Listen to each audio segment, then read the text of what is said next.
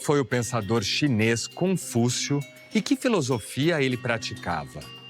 O espírito do confucionismo tem como valor central a prática da humanidade compartilhada. O que significa este conceito? Para além da teoria, qual a história, os princípios e a ética deste pensador do Oriente que segue inspirando civilizações há milhares de anos? Conhecer outras visões de mundo, diferentes daquela que nos formou, pode trazer novas perspectivas sobre nós. Pode nos abrir para novas formas de viver em sociedade. Confúcio e a nossa vida. Tema desta série do Café Filosófico. Confúcio não é um daqueles pensadores herméticos, misteriosos, complicados. Pelo contrário, ele está preocupado com a vida prática, o dia a dia, a vida em comunidade. Confúcio viveu na China 2.500 anos atrás. E apesar dessa distância tão grande no tempo e na geografia, seu pensamento tem uma vitalidade e força que segue despertando interesse, inclusive em estudiosos muito jovens. Afinal, o que Confúcio tem a nos dizer? Confúcio, ele vai estar preocupado com a construção do conhecimento e como é que este conhecimento vai influenciar a vida de todos e como é que esse conhecimento pode ajudar e como é que você constrói esse conhecimento. Antes de mais nada, vamos lá. Quem é Confúcio? E qual é o contexto que surge a pessoa do Confúcio? O Confúcio, ele está ali vivendo um pouco antes do período dos estados combatentes. E ele está vendo aquela escalada da animosidade, a escalada da violência. E ele começa a pensar que isso daí foi perdido, na verdade, que tudo isso foi construído porque foi perdido uma série de valores. Foi perdido uma série de empatias, de sentimentos, de comportamentos, de rituais que centrariam as pessoas e fariam com que as pessoas tivessem uma vida harmoniosa. Todo o material que nós temos de Confúcio, na verdade, que nós usamos para conhecer o Confúcio, são largamente escritos pelos seus discípulos. O Confúcio, ele tinha essa paixão por ensinar e ele buscava sempre disseminar esse conhecimento. Conhecimento, ele construía a partir da observação. Essa observação dos arredores, de ver toda a sociedade ali se desfazendo, se desmoronando, faz com que Confúcio pense, olha, não foi sempre assim. No passado, havia um período mais harmonioso, as pessoas se davam melhor. O que aconteceu? E ele vai tentar resgatar esses valores, esses rituais. A questão do Confúcio ali, ele não se coloca como trazendo uma modernidade, ele não se coloca trazendo algo revolucionário. O Confúcio vem para resgatar valores que ele viu que já existiam na sociedade e foram perdidos. Ali, ele tem uma questão que ele critica muito, que é a questão de eficiência e o desenvolvimento. Nesse período que ele vive, ele vê que há uma grande preocupação em ser eficiente e, principalmente, ser eficiente em questões de guerra. Então, todo o Estado, ele é moldado, ele é montado em cima de como ser melhor, como trabalhar melhor, como desenvolver este Estado de uma forma melhor. Só que nessa preocupação de ser eficiente no desenvolvimento do Estado, as pessoas acabam esquecendo de se desenvolver. E o Confúcio, vê as pessoas ali como uma pedra de toque, elas são o alicerce de qualquer sociedade. Então, nunca se pode esquecer sobre como desenvolver essas pessoas. A preocupação tem que ser muito além de apenas um desenvolvimento do Estado. Então, o que ele vai buscar? Recuperar valores sociais. E essa recuperação de valores sociais passa a ser uma das missões do Confúcio, observando o outro, e é o que ele vai buscar construir o seu conhecimento, não em um sobrenatural, mas sim ali na sociedade. Ele vai buscar entender como é que esse comportamento das pessoas chega ali e quais são os comportamentos que a sociedade precisa resgatar. Nesse período, nós temos uma dinastia Zhou, que é muito criticada por Confúcio, por se preocupar muito com o sobrenatural, muito com o divino. Não estou dizendo que essa dinastia, todo mundo trabalhava apenas pensando no místico, não é isso. Mas a ideia do mandato, a ideia do imperador escutar o divino e esse divino trazer lições, trazer ensinamentos, trazer regras de como deve ser conduzida a vida terrena, era algo muito presente nessa dinastia. E o que o Confúcio faz? Olha, tentamos escutar tanto o divino que a gente está esquecendo da pessoa que está ali do nosso lado. Então, nessa busca de agradar o divino, a gente está esquecendo do terreno. E essas pessoas que estão aqui, elas estão sofrendo. E elas estão sofrendo tanto que a sociedade deixa de estar se caminhando para esse período mais violento, ela está caminhando para um período sem harmonia. E como é que você recupera esses valores sociais? Você recupera através do autocultivo. Esse autocultivo é você se desenvolver, você ganhar conhecimento por meio de desenvolvimento próprio, por meio do estudo. E esse estudo, esse autocultivo, ele vem da interação social. A interação social é vital para o confucionismo, porque ali Confúcio coloca que, na verdade, qualquer tipo de conhecimento e qualquer tipo de comportamento que nós temos o desejo que perdure, ele já precisa estar, de alguma forma, intrínseco na sociedade. Há quem fale, a sociedade é má e isso não é possível. O Confúcio coloca assim, a natureza humana, ela tem comportamentos que buscam a harmonia. Ninguém deseja viver em guerra. Ninguém deseja viver em conflito. Então, ele coloca, vamos olhar quem está do nosso lado, vamos olhar os nossos laços mais próximos, a nossa rede, para ver como que nós podemos nos desenvolver de uma forma melhor. E nisso, ele vai colocar a importância dos laços. Esses laços, eles podem ser vistos como laços familiar, que na verdade é o seu primeira rede, a sua rede primária, é justamente a sua família. E família aqui nós temos de pensar em um conceito mais amplo. Não apenas a família, o pai, a mãe e os seus irmãos, ou seja, as pessoas que nós costumamos aqui no Ocidente morar na mesma casa. Mas nós temos de pensar família num conceito mais amplo. A família que não é só seu pai, sua mãe, seus irmãos, mas também seus avós, seus tios, seus primos de segundo grau. Toda essa rede é a sua rede primária e você, quando criança, você observa todos nessa rede para ver como será, que comportamento você deve conduzir. Então, essa rede primária te ajuda a te inserir na sociedade. E a sociedade, ela só funciona em rede. Nós temos de pensar, então, que essa família, esse clã, ele é uma emulação de um governo, ele é um pequeno governo. Você tem quem lidere esse clã, essa família, ou seja, a pessoa que é consultada para conselhos, você tem uma certa divisão de tarefas, você busca entender o que se deve fazer e como proceder e como tomar conta da sua vida e como a vida deve ser vivida e a melhor forma de ser vivida, observando sua família. E a partir do momento que você vai crescendo e tendo maior autoridade e ampliando os seus laços, você vai construindo um conhecimento mais amplo. Então, uma coisa que precisa estar muito claro no confucionismo é que o conhecimento ele é coletivo. Ele não é desenvolvido apenas do indivíduo ali se isolando.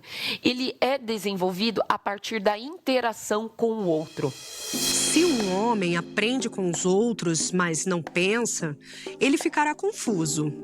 Se, por outro lado, um homem pensa, mas não aprende com os outros, ele estará em perigo. Pode ser que a interação com o outro, principalmente depois de um grande período de pandemia, eu creio que muita gente achou um tanto desgastante lidar com o outro. Mais fácil, home office, né? Mas o que o Confúcio coloca é, esse desconforto é necessário para gerar conhecimento. Esse desconforto, essa interação com o outro é necessária para construir uma sociedade melhor e uma sociedade mais harmoniosa. Então, ele coloca que o foco deve ser no tratamento do outro. Como este outro está sendo tratado? Se eu estou olhando apenas para o divino, muitas vezes eu esqueço de olhar para quem está do meu lado. E aí, essa questão de olhar como as pessoas estão sendo tratadas, ele coloca, vamos trabalhar uma ideia da reciprocidade. Como eu gostaria de ser tratado quando eu estou com dor? Como eu gostaria de ser tratado quando eu me sinto sozinho? Quando eu estou sentindo raiva? E essa ideia de como eu gostaria de ser tratado, eu posso passar para o outro. Pode ser que não funcione, mas eu aprendo que talvez não funcione e aprendo uma nova forma de lidar com esse sentimento e de ajudar o próximo. Tudo isso pensando em uma construção de um respeito mútuo. Então, Confúcio, ele vai nessa construção de respeito, nessa busca de reciprocidade, em focar em como as pessoas estão sendo tratadas, ele vai buscar recuperar melhores condições de comportamento, de tratamento que existia, segundo Confúcio, muitos anos atrás, mas que elas foram se perdendo à medida que o Estado passou apenas a se preocupar com essa questão da eficiência. No próximo bloco, o que o Confúcio faz naquele momento é uma crítica ao status quo.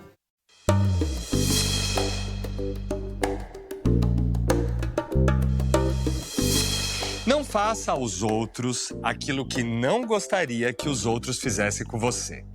Essa é a chamada regra de ouro e está presente em quase todas as tradições éticas da humanidade. Inclusive nos Analetos, uma compilação dos ensinamentos de Confúcio feita por seus discípulos. Se Confúcio está resgatando coisas que existiam antes, qual é, então, a novidade dessa abordagem? É que ele coloca que o foco não deve ser o espiritual, mas sim deve ser a pessoa. Não é que ele está dizendo, olha, vamos jogar tudo de espiritual no lixo, o divino não existe, não devemos escutar, não é isso. Mas o divino deve ser um coadjuvante nessa construção do conhecimento. E o outro, quem está ali do seu lado, que deve ser o ponto fulcral de toda a construção de conhecimento e de todo o desenvolvimento da sociedade. Qilu perguntou como os espíritos dos mortos e os deuses deveriam ser servidos. O mestre disse: você sequer é capaz de servir aos homens. Como poderia servir aos espíritos? Posso perguntar sobre a morte? Você sequer entende a vida. Como poderia entender a morte? E aí a novidade é que ele coloca que você não precisa se retirar da vida pública. Você não precisa ir para um mosteiro e se concentrar apenas em si mesmo e procurar conhecimento dentro de si. Mas, na verdade, o que ele coloca é que essa busca de conhecimento, de iluminação, tem de ser pública, tem de ser com o outro. Então, ao contrário, por exemplo, do budismo, que recomenda essa retirada da vida pública, o confucionismo coloca que não. Que você deve, na verdade, correr atrás dessa vida pública.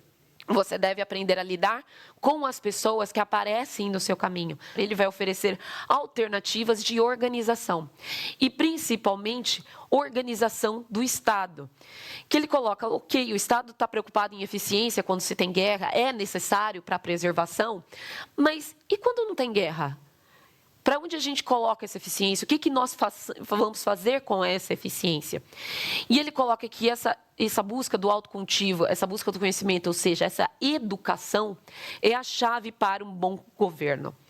Ele trabalha, por exemplo, o exemplo dos arqueiros, no qual cada arqueiro sabe a sua posição dentro do campo, pelo modo que ele está trajado, o cabelo arrumado, as cores que ele usa.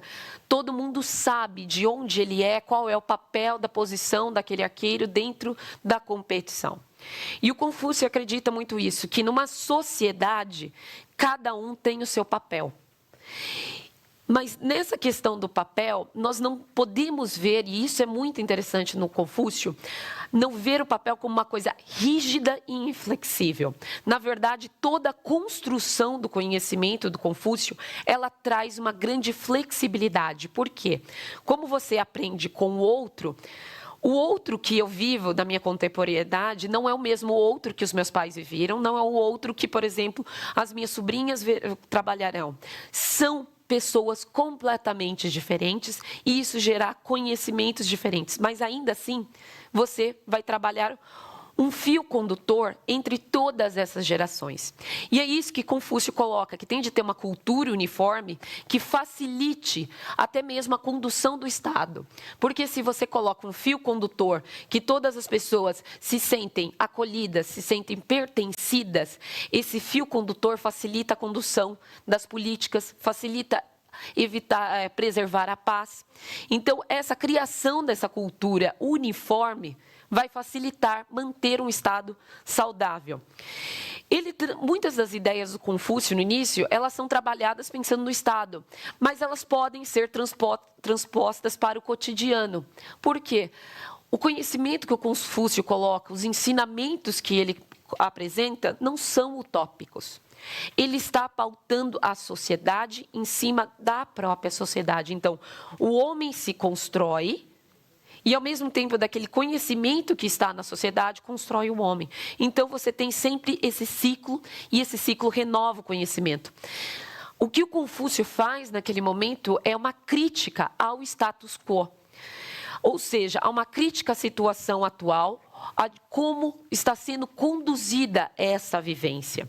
Então ele coloca, o homem tem de deixar de olhar o divino e olhar o terreno, e nesse olhar o terreno, adaptar o seu comportamento para que ele seja mais humano com o próximo, para que tenha um maior afeto, uma maior empatia com o próximo. A responsabilidade é grande e a jornada é longa. Sua responsabilidade é a humanidade. Isso não é grande?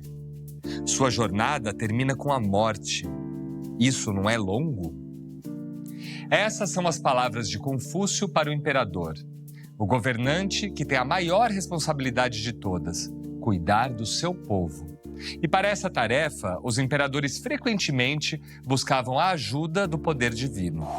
Por que você vai para o divino? Porque você tem uma responsabilidade muito pesada. Você está conduzindo uma nação inteira.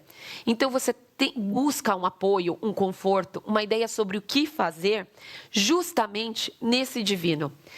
Então, a ideia principal com esse mandato divino é que o imperador vai receber ordens, vai receber conselhos dos céus para justamente como conduzir essa política. De onde sai essa ideia, então, do mandato divino? Como é que ela começa? O imperador tira essa ideia de onde? Na verdade, se formos olhar, isso começa no período neolítico. Quando acaba o nomadismo é abandonado, as pessoas passam a viver em bandos e precisam se organizar de alguma forma. E normalmente nesse bando original, provavelmente tinha alguém que sobressaía, alguém que conseguia organizar de uma forma melhor.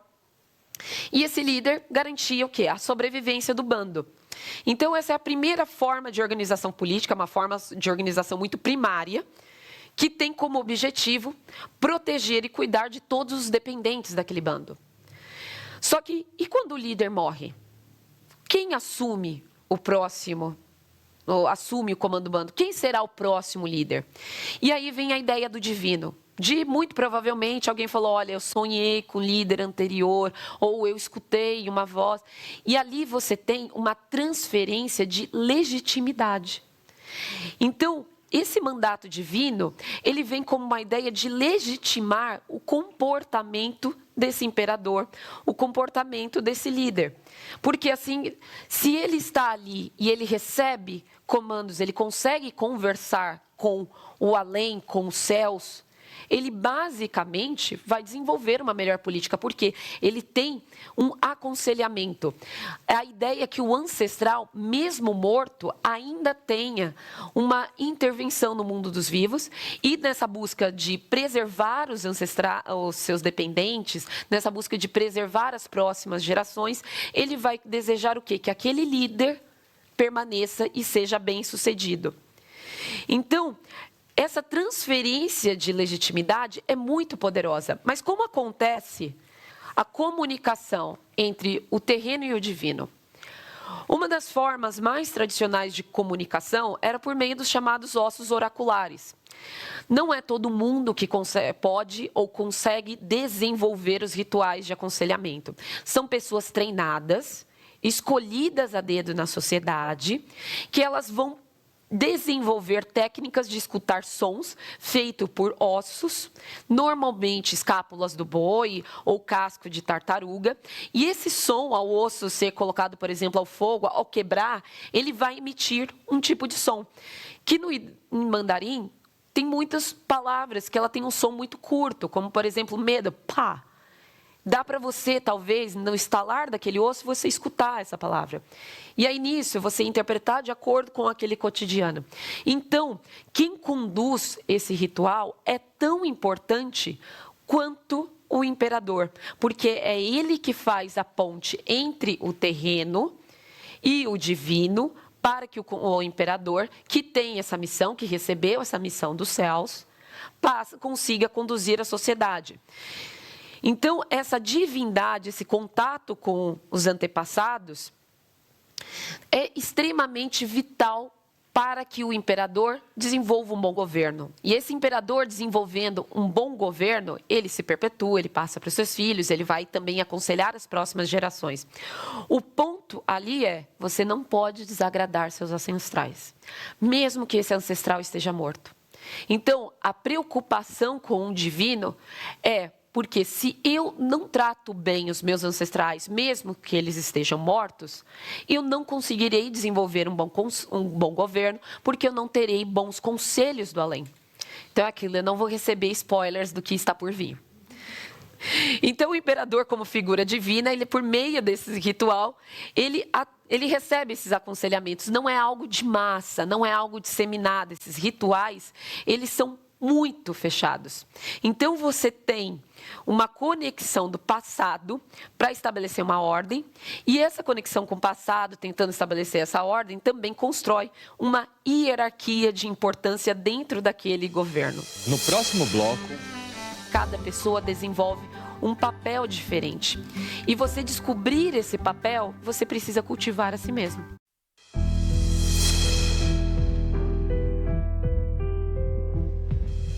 Para Confúcio, o foco da nossa atenção deve estar no mundo à nossa volta, nas pessoas ao nosso redor e nas tradições e ensinamentos do passado. E é justamente desse contexto e dessa história que, segundo ele, devemos tirar o conhecimento necessário para guiar a nossa sociedade.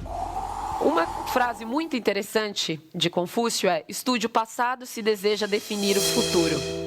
如果你想定义未来，就研究过去. Então, quando Confúcio coloca isso, ele acreditava que existiu um passado não muito distante, no qual a sociedade era harmoniosa, no qual a sociedade vivia em paz. Como eu mencionei, ele não criava algo inédito.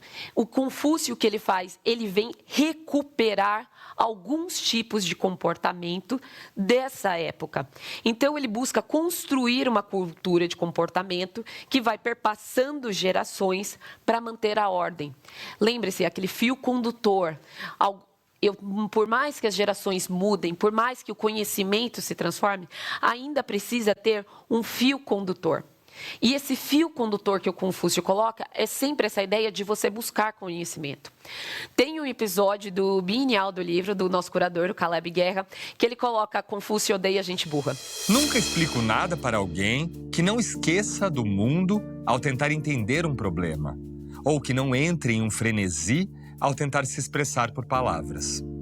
Se mostro um dos cantos de um quadrado para alguém e essa pessoa não consegue encontrar os outros 3, não mostro uma segunda vez. E no primeiro momento, o que você pensa? Que, nossa, Confúcio não gosta quem não sabe das coisas. Na verdade, não é isso.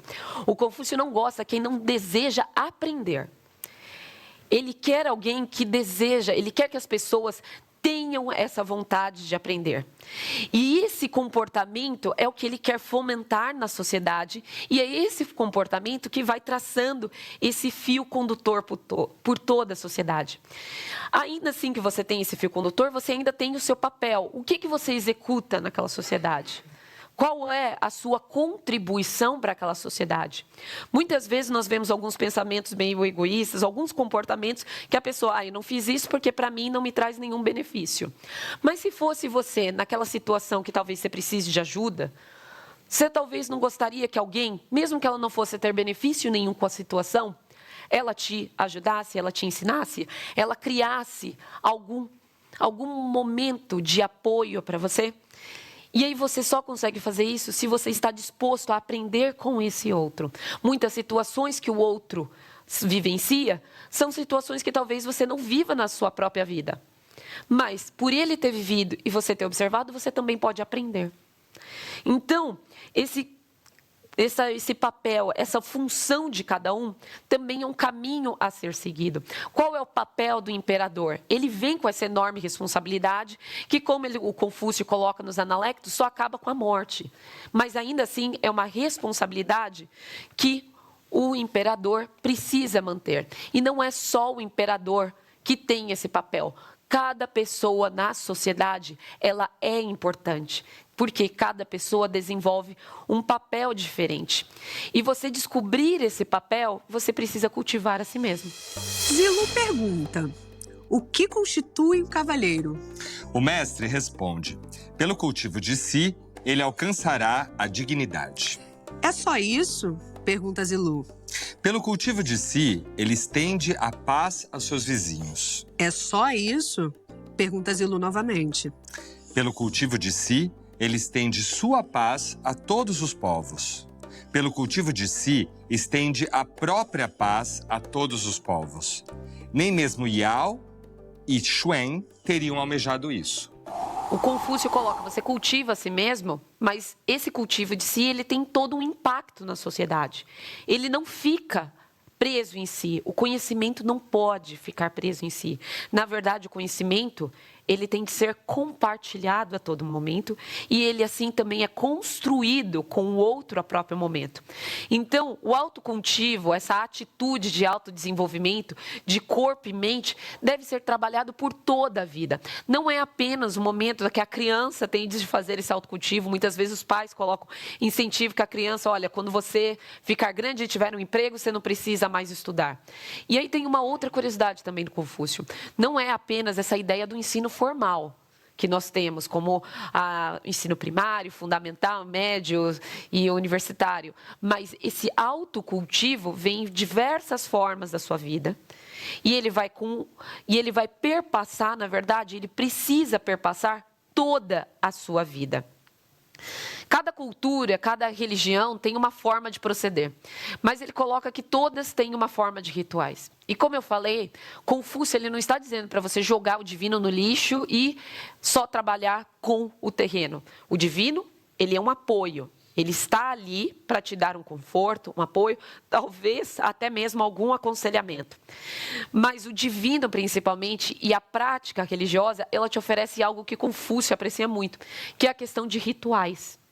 O ritual de você encontrar outra pessoa e desejar bom dia para ela é um ritual que você gera empatia, você gera acolhimento. A sociedade, por exemplo, mesmo que você não conheça aquela pessoa com a qual você está cruzando, mas ao você desejar bom dia, e não aquele automático, aquele bom dia mesmo, realmente desejando que ela tenha um bom dia, você está construindo um vínculo com ela. Mas talvez você nunca vai vê-la? Pode ser. Mas ainda assim, você cria para ela, você coloca para ela um ritual de humanidade, no qual ela vai olhar o outro, ela vai reconhecer a presença do outro ali. E aquele outro, uma vez reconhecido, talvez ele se sinta tão bem que ele resolva também repetir esse ritual. E isso vai passando a todos na sociedade. Então, você cultiva o coração para nutrir o caráter. 修行养性. Então, essa ideia de você cultivar o coração, essa ideia é uma ideia moral de cultivar a si como forma de unir o homem. E unir o homem a quem? Você vai unir ao outro e também você vai unir ao céu. Porque isso vai passar por vários momentos da vida e também esse divino, que talvez algumas pessoas acreditam, alguns rituais desse divino, também vai passar ao outro. O neoconfucionismo, da dinastia Song, que é de 960 a 1279, por exemplo, traz uma reinterpretação do confucionismo. Ele vai ligar essa humanidade ao universo, adicionando uma carga espiritual um pouco maior, mas não vai desconectar da prática social. Então, alguns ritos confucionistas ali no período da dinastia Song, ele ganha algum ar quase religioso. Mas, ainda assim, ele está buscando o quê? Prestar atenção em quem está aos arredores. Então, como vocês podem notar, eu repito várias vezes a questão do conhecimento, a questão do aprender. Então, o que é importante? O que você traz? Qual é o espírito que você tem de cultivar? O espírito crítico. Essa crítica, essa capacidade de aprender, desaprender, reaprender, é uma chave para uma sociedade harmoniosa, é uma chave para um bom governo. E um bom governo, ele está pautado nessa educação de colocar e estimular ao povo a aprender, a reaprender, a ter chance de buscar esse conhecimento, a ter chance de buscar educação. Mais uma vez, educação não é vista aqui como apenas a educação formal, mas sim uma educação que ela vai perpassar, por exemplo, a cultura, a arte. O Confúcio coloca que quando algo é muito difícil de ser expresso em uma conversa, você pode expressar na forma da arte, na forma de um poema. O que é muito delicado, é muito profundo, você expressa por meio da arte. E ali você também aprende. Então, acesso à cultura, por exemplo, é uma forma de você aprender, reaprender, entender como o outro está. E essa comunicação, ela vai construir todo esse meio social. Ela é extremamente importante para se comunicar e expressar todas essas dores, todas essas aflições que nós temos. E nisso ele vai sempre estimular o quê? Você aprender com o passado, a importância da história. O que aconteceu antes? Como é que as pessoas resolviam tal problema? Será que antigamente a questão do foco não existia? Se nós olharmos essa questão do foco, por exemplo, nós temos diversos estudos já conduzidos no início do século XIX, no qual se colocava que, olha, se você entrar numa cabine e não ter nenhum barulho, você vai ficar completamente focado. E, na verdade, que se descobriu que não, boa parte das distrações são causadas por você mesmo. Então, essa falta de distração que a gente tem com o celular hoje em dia, não é exclusividade nossa. Isso já tinha há muito tempo atrás. Então, esse foco, essas dores que as sociedades têm agora, a solidão, o medo, a desconexão, o foco, a concentração, essa busca por eficiência, o Confúcio coloca, olha, nada é novo, ele pode estar numa nova roupagem. Tem esse problema antes e ele veio de novo. Como é que os antigos lidaram? Será que tem alguma solução ali que a gente pode trazer para o presente? Então, o mais importante do confucionismo é o quê? Você manter uma mente aberta. O confucionismo está longe de ser algo conservador. Ele quer que ele busca, ele estimula a todo momento você ter essa abertura para aprender e essa curiosidade de estender o seu conhecimento por meio de investigação das coisas. E não só coisas que lhe serão úteis no seu trabalho ou na sua vida. Muitas vezes, quando a gente começa algum novo hobby, sempre tem aquele amigo que fala para você, que você está aprendendo isso? Não serve para nada. Você vai fazer o quê? Vai virar, não sei, vai fazer cerâmica, vai começar a vender, sei lá, xícara? E aí, na verdade, o confucionismo coloca, não, todo conhecimento que você pode desenvolver, essa curiosidade que você tem, ela pode te ajudar a entender melhor a sociedade. No próximo bloco...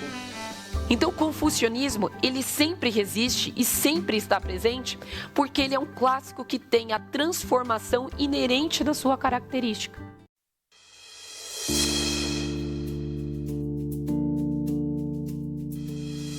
A influência do pensamento de Confúcio é inegável, especialmente no seu país de origem, a China. Mas durante o século XX, a China passou por momentos de grande turbulência. A Revolução Comunista de 1949 deu início à era de Mao Tse-tung. E em 1966, Mao dá início à Revolução Cultural. Um objetivo declarado dessa revolução era destruir os 4 velhos: as velhas ideias, a velha cultura, os velhos costumes e os velhos hábitos. Uma das ações iniciadas por Mao foi a campanha política Criticar Lin, Criticar Confúcio. Lin Biao foi um militar e político chinês, membro do Partido Comunista, acusado de tentar assassinar Mao. E Confúcio representava, é claro, a tradição e os antigos costumes chineses, justamente o que o novo governo buscava destruir. Para começo de história, será que o confucionismo sumiu em algum momento? Será que ele deixou de existir? Isso é um grande debate, porque muitas pessoas colocam, olha, ele sumiu, ele é suprimido, mas, na verdade, houve, sim, tentativas de suprimir o pensamento confuciano, em alguns momentos, por exemplo, como de revolução. Mas é muito interessante, porque como Confúcio viveu muito antes, e ele está... A chave do conhecimento era o quê? Você aprende com o outro, porque você cria um padrão de comportamento que já está baseado no outro, na sociedade que você está inserido. Esse padrão de comportamento, por alguém já proceder, você continua replicando. E aí, o que acontece com isso? Ele fica arraigado. As pessoas já têm internalizado isso. E até mesmo quando você tem uma revolução, você tem várias características confucianas. Como, por exemplo, você tem a hierarquia. Alguém tem de estar num comando e cada um tem um papel na sociedade. A ideia de você aprender com o povo não é só o acadêmico, não é só o professor, não é só o sábio, não é só o sacerdote que é possuidor do conhecimento. Mas esse conhecimento, ele pode vir do povo. Então, você pode aprender com o outro mais simples. E essa educação e conhecimento ser construídos de uma forma coletiva. Então, mesmo que você tenha esse comportamento revolucionário ali, mais fechado, já estava tão profundo na sociedade que ele ainda era praticado até mesmo por quem estava ali do poder, colocando diversas regras e falando, não, eu não quero confucionismo. Mas já estava tão intrínseco à sociedade, tão colocado ali, que até mesmo ele praticava o confucionismo sem perceber. Ele suprime algo que o construiu e ele, sem citar Confúcio, praticava um dos ensinamentos. Tanto que Confúcio, ele está tão arraigado à sociedade que muitas vezes você se vê falando de Confúcio no presente. Confucionismo é uma filosofia prática.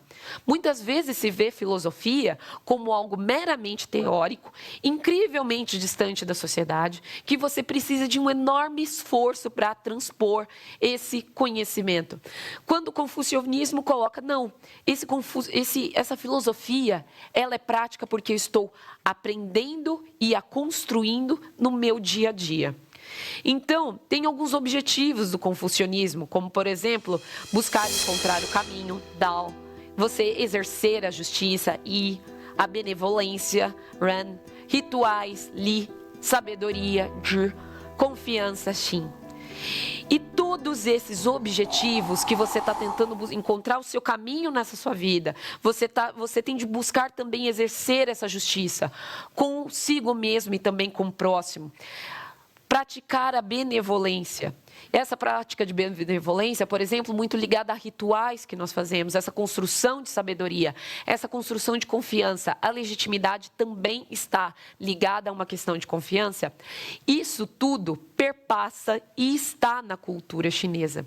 Então, nós temos um humanismo chinês que incorporou naturalmente todos esses aspectos.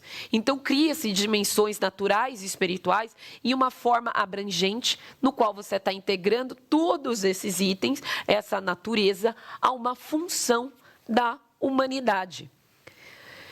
Integrando tudo isso, é uma busca do quê? De você trazer o céu. O mandato divino, eu não comecei falando que o imperador recebe esse mandato divino e ele busca o divino como forma de aconselhamento. Então, esse mandato divino vem agora, ele vai transmutando, graças ao confucionismo, a ser um mandato conduzido através do conhecimento e através do conhecimento construído pelo outro. Então, com base em experiências passadas, constrói visões ideais de política, de cultura, social, de orientação ética. Então, o passado, ele vai orientar. E isso é muito interessante. Não é que um passado determinista, ou seja, aquilo que foi feito no passado deve ser exatamente replicado no presente. Não é isso. O passado oferece um aconselhamento. Ele, em meio de todo o caos, o passado oferece para você um caminho. Ou, se não for um caminho a seguir, pelo menos um caminho a não seguir. olha só, quando nós encontramos determinado padrão de comportamento no passado, isso resultou, por exemplo, não sei, nenhum conflito, nenhum tirano. Então, vamos tentar evitar esse caminho e tentar uma outra forma. Isso é uma forma de você utilizar o passado. O passado ele vira uma ferramenta de orientação para você achar um caminho que pode ser reinterpretado, essa ideia de caminho, como mandato. O caminho de cada um é o mandato divino que cada um recebe. E é um mandato que você vai se orientando de acordo com onde você está na sociedade. Logo, o mandato ele não é mais dado pelos céus. Ele não é dado pelo desconhecido. Ele não é dado por um ancestral que talvez você não conheça ou não tinha tanta ligação. O mandato agora é um caminho a ser trilhado sobre princípios construídos com base no conhecimento. Conhecimento esse que sempre vai emanar do povo, emana da cultura. Um conhecimento que no confucionismo ele se moderniza.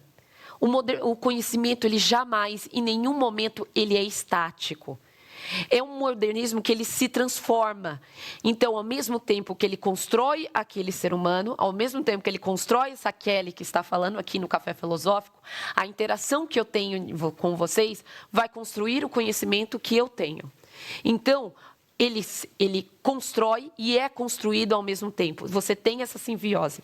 E o confucionismo, ele é forte porque ele cria uma base que permite adaptações. Não é uma base rígida. Não é uma educação rígida no qual você tem de decorar uma série de princípios, uma série de dogmas, uma série de regras e praticar aquilo cegamente. Ele é, sim, ele tem uma regra essa do aprender, mas ela é flexível o suficiente para você adaptá-la à realidade que você está vivendo. Então, quer dizer que todo esse conhecimento que eu construo, essa realidade que eu estou construindo, tudo pode ser construído? Não. Essa realidade que eu construo, ela tem de ter uma preocupação em ser benevolente, em conectar com o próximo, em desenvolver uma sociedade harmoniosa. Então, você constrói um conhecimento com base nesses princípios. Então, o confucionismo oferece o quê? Uma base norteadora para que você desenvolva o seu próprio caminho e você entenda qual é o seu papel na sociedade e como você, interagindo com o outro, constrói uma sociedade melhor. Então, o confucionismo, ele sempre resiste e sempre está presente porque ele é um clássico que tem a transformação inerente da sua característica. Colocam-se que sempre clássicos é aquele que nunca terminou de dizer o que tinha para dizer. No caso do confucionismo, ele é um clássico porque ele se moderniza e se adapta, dando um caminho a diferentes situações que estão vivendo. Logo, o confucionismo é um clássico que se moderniza. Pensando na sua área, relações internacionais, pensando num fio condutor, busca de conhecimento em relações internacionais, entender China no século XXI é um desafio para todo mundo que tenta. E a minha pergunta é muito simples. O quão importante é estudar confucionismo para entender China e suas relações internacionais no século XXI?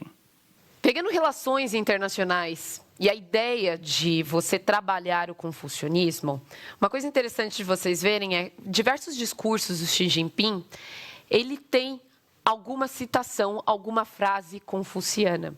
Tem até um programa de TV na China que pega os discursos do Xi Jinping, destaca a frase que é confuciana e vários acadêmicos ali, pesquisadores, discutem essa frase e o quanto ela reflete no restante do discurso e nas políticas de Xi Jinping.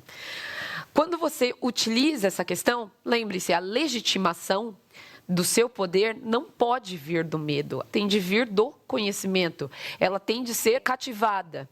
Então, você tem ali, nessa ideia de relações internacionais e de confucionismo para entender a China, você tem de entender que muitas vezes esse poder, que as pessoas acreditam que, erroneamente, que ele vem do medo, ele vem da repressão, não, ele vem justamente desses pensamentos confucianos que, como eu falei, ele é muito fluido. Você busca no passado uma solução para o presente. E justamente nesses discursos da política chinesa, você encontra muitas menções que é um problema recente no qual a solução ou no qual o acolhimento, a recepção está o quê? Em fases do passado, em frases citadas por Confúcio. São problemas de Estado que o Confúcio já tinha mencionado, e aí hoje em dia essa solução que é transposta para o presente. Então, tentar entender a política externa hoje da China, você precisa entender um tanto de confucionismo, porque ela vai em diversos momentos resgatar. Lembre-se, o Confúcio ele está pensando, ele vive naquele interregno um pouco antes dos estados combatentes, então ele vê a escalada do conflito. No caso, quando você recupera frases confucionistas e utiliza ali, você está procurando soluções o quê? Para evitar que esse conflito se escale. Então, olha só, vamos trabalhar dessa forma, vamos buscar essa solução. E aí, onde é o Xi Jinping, ele usa muitas frases confucianas, o quê? Para lidar melhor com o Estado. Então, ele busca no passado, no Confúcio, aconselhamentos para o presente. Mais reflexões no site e Facebook do Instituto CPFL e no canal do Café Filosófico no YouTube. A ideia da legitimidade do confucionismo, ela tem de vir da crença das pessoas nessa legitimidade. Ou seja, da crença das pessoas que aquela pessoa é competente, daquela pessoa ela tem um conhecimento sobre o algo e por isso mesmo ela tomará boas decisões.